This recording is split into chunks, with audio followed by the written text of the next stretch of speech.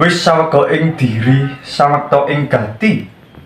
tumapak ing adicara panggih gagrag Surakarta diningrat nalika sakmono kapiyarsa kodhoke padha ngorek.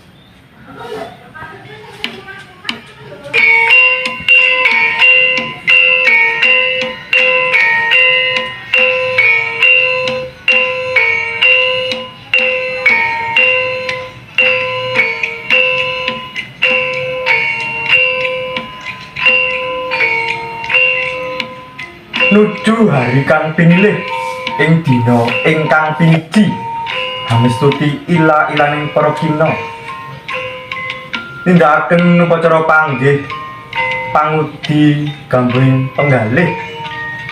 kawuryan pangemban Sekar Adi Mancawarna Kalpataru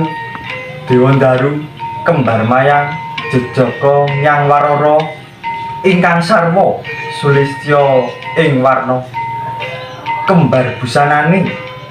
kembar dedeg piadet angemban Sekar Kembar Mayang pralambang tumapaking panggih Ari Sri Atmaja temanten kakung Nyuwah Putri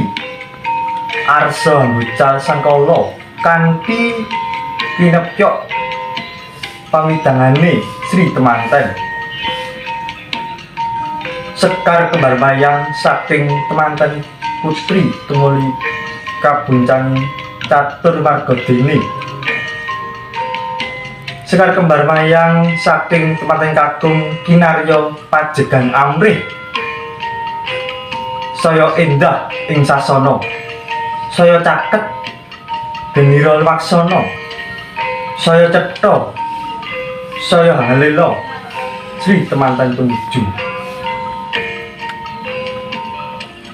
wonten ing sasana panggih tempu ing catur netra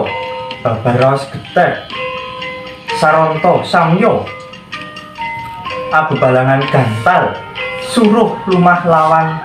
kurebe dinulu beda rupane gineget tunggal rasane sak juga mijil kriya sak juga mijil wanita pamesti dadi jatuh kramane ya jodone gondang kasih gondang tutur saking gantal temanten kakung.